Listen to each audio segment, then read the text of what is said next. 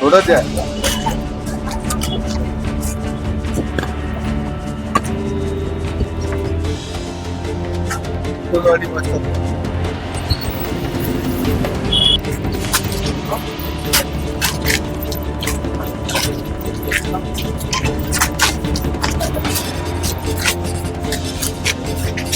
चला बरोबर.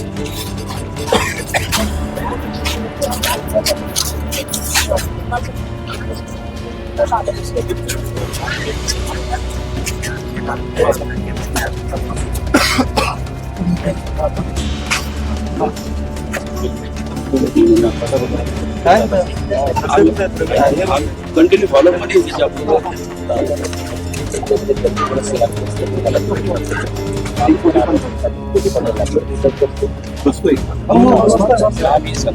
संघटनेकडून आणि साहेबांनी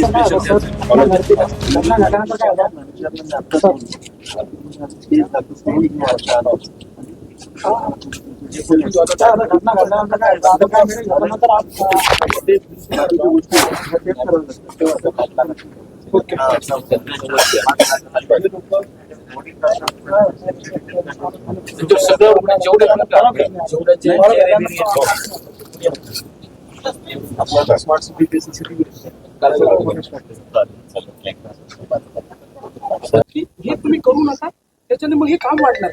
बरोबर आहे का? ते काम थांबवलं आम्ही काय साहेब सहमत आहे. चांगले महापौर पहिला आम्ही कौतुक केलं. महानगरपालिकेच्या निष्काळजीपणा ऐका ना सर,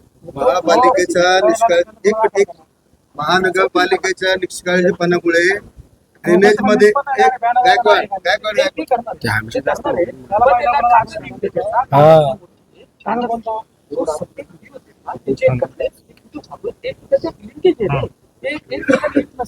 चार ठिकाणी लिकेज चेक करावं लागतं. 10 फोटो राहणार, 15 फोटो राहणार. तर एका फोटो नाही का करताय, 15 फोटो राहणार. मग सगळं करायचं तर सगळ्यांनुसारखी सगळे असतील नियम लावायचा, तो राजकीय असणार नाही. पण तो आपल्याची चौकशी तर करावं लागेल ना आपल्याला. कोणी लावलेलं आहे, काय केलेलं आहे, असं नाही करता येत. आहे फुटेज आहे माझ्याकडे, असं आहे माझ्याकडे. सकाळी महानगरपालिकेच्या काही लोकांच्या निष्काळजीपणामुळे 9व्या बळी ड्रेनेज मध्ये पडून मेलेले 3 लोक, त्याच्या अगोदर 2 लोक, विहिरीमध्ये गणपती विसर्जनाची 4 लोक, आणि नारळी बागच्या जुन्या सगळ्यात गणपती विसर्जनाची विहिरीमध्ये असे 3 लोक.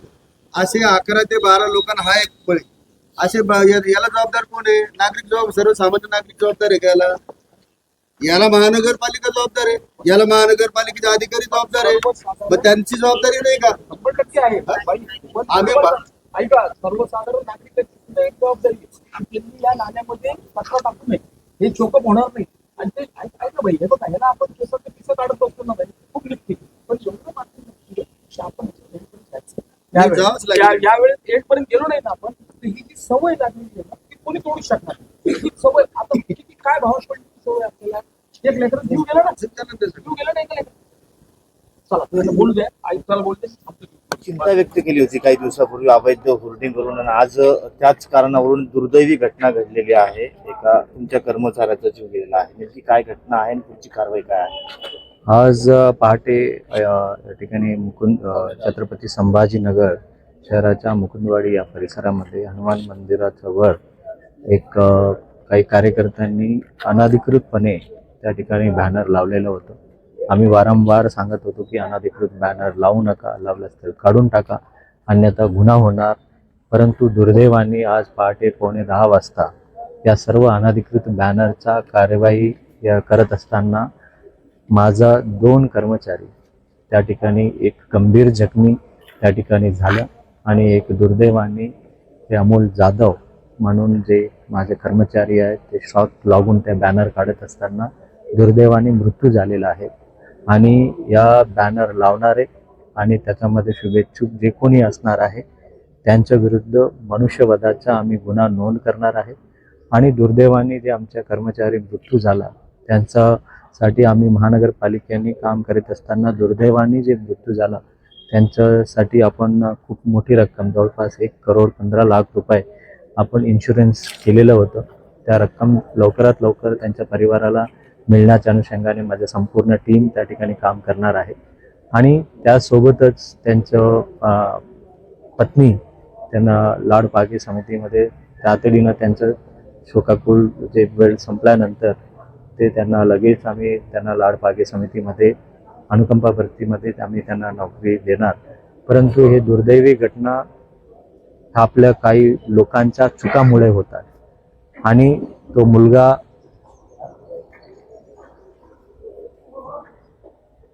आपल्या भारतीय संस्कृतीच्या हिशोबाने हनुमान मंदिरावर लावलं होतं म्हणून त्याला पायाच्या वर चप्पल काढून ते बॅनर काढायला गेलं होतं.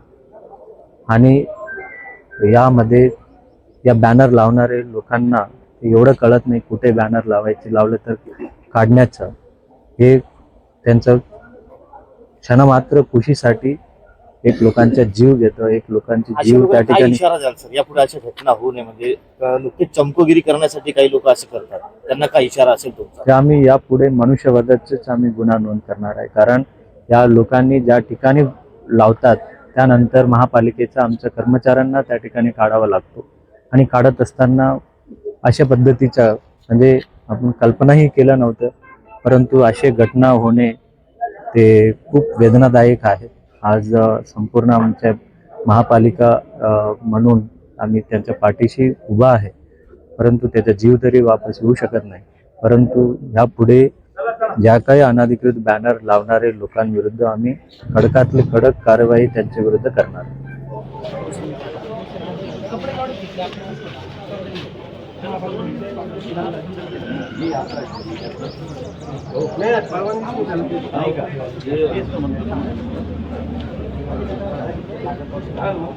देशपांडे साहेब घ्या ना पुढं, असं मागं मागं राहिले चालते का? पोलीस स्टेशनला पाठवलं, पोलीस स्टेशनला पुढे दाखल करायला कुठेच घेऊन नाही त्याचं फुटेज घेऊन त्याच्यावर पुढे दाखल करायचं पॅनल काढलं त्याच्यावर दाखल करायचंय. कसं नाही आम्ही करणार नाही, पुन्हा दाखल झाल्याशिवाय आम्ही हलणार नाही. नाही बरोबर फुटेज घ्या त्याच्यावर सतीश भाऊ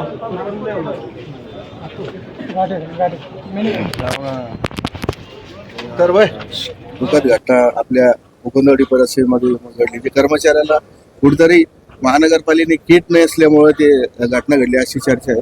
काय सांगू? एकदम ती चर्चा बरोबर आहे. प्राथमिक दृष्ट्या ठेकेदारानं त्यांना तिथं नेलंय. महापालिकेत काय चालतं काय नाही चालत याचं मला चांगलं आकलन आहे, कारण मी स्वतः महापालिकेत होतो ॲज ए ज्युनियर इंजिनियर. आणि त्यामुळे महापालिकेत कोण कोणाला हुकूम देईल सांगता येत नाही. आणि असा हुकूम दिला गेला, तो गेला. त्यानं ते बॅनर काढलं आणि काढल्याच्या नंतर त्याने ते असं केलं तर ते वर ओढलं गेलं आणि त्याचा करंट लागला आणि तो तिथंच गेला आणि त्याचा दुसरा साथीदार आहे तो जखमी झालेला आहे. तर अशा परिस्थितीमध्ये आमची आयुक्ताकडे अशी मागणी आहे आणि विरोधी पक्षनेते त्याच पद्धतीनं महापौर साहेब यांना अशी मागणी आहे की पहिली गोष्ट की त्याचं कुटुंब अत्यंत दरिद्री आहे, गरीब आहे. पहिल्यानं त्याला इस्टॅब्लिश केलं गेलं पाहिजे. त्याच्या मिसेसला, त्याची मिसेस 12वी पास आहे. त्याच्यानंतर तिचं टायपिंग अमकं ढमकं हे काय जे असेल त्या अटी शर्ती आम्ही मान्य करू. आमची आपले आयुक्त साहेबांना विनंती आहे की त्यांनी हे सगळी गोष्टी अत्यंत बारकाईनं ध्यानात घ्याव्यात आणि त्याला ताबडतोब आत्ताच्या आत्ता कॉम्पेन्सेशन देण्यात यावं. किती देतात काय देतात ते त्यांनी ठरवावं, परंतु ते कुटुंब वाऱ्यावर जाता कामा नये. आणि जर ते तसं जात असेल तर मग आम्ही मात्र मैदानात उतरल्याशिवाय राहणार नाही, ही अशी माझी मागणी. आयसी माती मिळते सिंगमा हॉस्पिटल मध्ये जे कर्मचारी दाखल केलेले आहे त्या हॉस्पिटलवाल्याने त्याचे उपचार थांबवलेले आहे. ते म्हणतात पैसे भरा त्याच्यानंतर उपचार करतायत अशी माहिती मग आम्हाला- यांनी त्याची माहिती घेऊन आणि त्याच्यावर उपाय शोधावेत ना, यांना सांगावेत ना ना, तो तुम्ही करा म्हणून. महानगरपालिकेचे मुख्य अधिकारी उपचार त्याचे थांबवले अशी माहिती मिळते. नाही, मग यांनी थांबू देऊ नयेत ना ते. आपल्या संघटनाकडून काय दखल घेण्यात आली काय? भारतीय दलित पॅंथरच्या वतीनं आम्ही पूर्णपणे त्या कुटुंबाच्या पाठीशी आहोत आणि महापालिकेचं प्रशासन जे आहे त्यांना आम्ही सातत्यानं प्रश्न विचारत राहू जोपर्यंत त्याच्या कुटुंबाला इस्टॅब्लिश केले जात नाही तोपर्यंत. सर एक मिनिट, इलेक्ट्रिकचा डिपार्टमेंटचा कोणी कर्मचारी त्याच्या सोबत नव्हता का? नाही, कोणीच नव्हता. कोणीच नव्हता. मी म्हणतो की पहिली गोष्ट की सगळ्यात प्राथमिक दृष्टिकोनातून हे तुमच्या लक्षात येईल की त्या मंडळीला, परमनंट मंडळीला तिथं पाठवण्याची काही गरज नाही आहे. त्यांच्यासाठी स्वतंत्र एक युनिट आहे अतिक्रमणाचं, त्यांनी ते जाऊन करायला पाहिजे होतं. यांनी परमनंट माणसं तिथं पाठवली आणि त्या माणसांचं अशा पद्धतीनं विल्हेवाट लावून टाकली. तर ही तर महापालिकेची चूक आहे ना. आणि महापालिकेला जर त्यांच्या आई वडिलांनी म्हटलं की महापालिकेवर खुनाचा गुन्हा दाखल करा, काय चूक आहे त्यांची? कारण तुम्ही तो माणूस क्वालिफाईड नसताना तिथं पाठवलंय. तो साफसफाई मधला माणूस आहे. तर त्याच्या अगोदर अनेक चुका झालेल्या महानगरपालिकेच्या प्रशासनाकडून.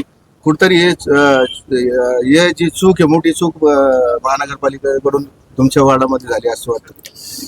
प्रत्येक वेळेस महापालिकेच्या अशा चूक होतात त्यावेळेस नाही का इथले अधिकारी असं प्रशासन हे फक्त प्रकरण दाबण्याचं काम करतात. जेवढ्यापुरतं जेवढं येतात तेवढं तिथपर्यंत प्रकरण दाबलं जातं. आज जी घटना घडली, आज वयाच्या 29व्या वर्षी हा 29 वर्षाचा मुलगा आहे, त्याला छोटे छोटे 2 लहान मुलं आहेत. त्या ठिकाणी त्यांचं कामच नाही. त्या ठिकाणी ते साफसफाई कर्मचारी आहेत, त्यांना वरती ते बॅनर काढायचा अधिकारच नाही त्यांना कोणत्या संबंधित अधिकाऱ्यानं त्यांना ते सांगितलं होतं? कोणत्या वरिष्ठ अधिकाऱ्याने सांगितलं का आयुक्तानं सांगितलं? ही चौकशी करून आमची सरळ मागणी आहे, वंचित बहुजन आघाडीवर सर्वांचीच मागणी आहे की त्यांच्या संबंधित अधिकाऱ्यावर गुन्हा दाखल करण्यात यावा. काय असं निष्काळजीपणामुळं आज एक 29 वर्षाचा मुलगा गेलाय. त्या ठिकाणी एक मुलगा तिकडं ॲडमिट आहेत आणि आज मला तुमच्या माध्यमातून माहिती मिळतंय की त्याचा इलाज थांबवण्यात आलाय. म्हणजे हा किती निष्काळजीपणा म्हणा. म्हणजे तोही गेल्यानंतर तुम्ही त्याचा उपचार करणार आहात का? हे आज मला तुमच्या सोशल मीडियाच्या माध्यमातून माहिती मिळालं का ते जेव्हा तिकडं सिरियस आहे त्याच्यावर उपचार थांबलेत. म्हणजे हा शासनाचा निष्काळजीपणा म्हणता येणार नाही त्याला.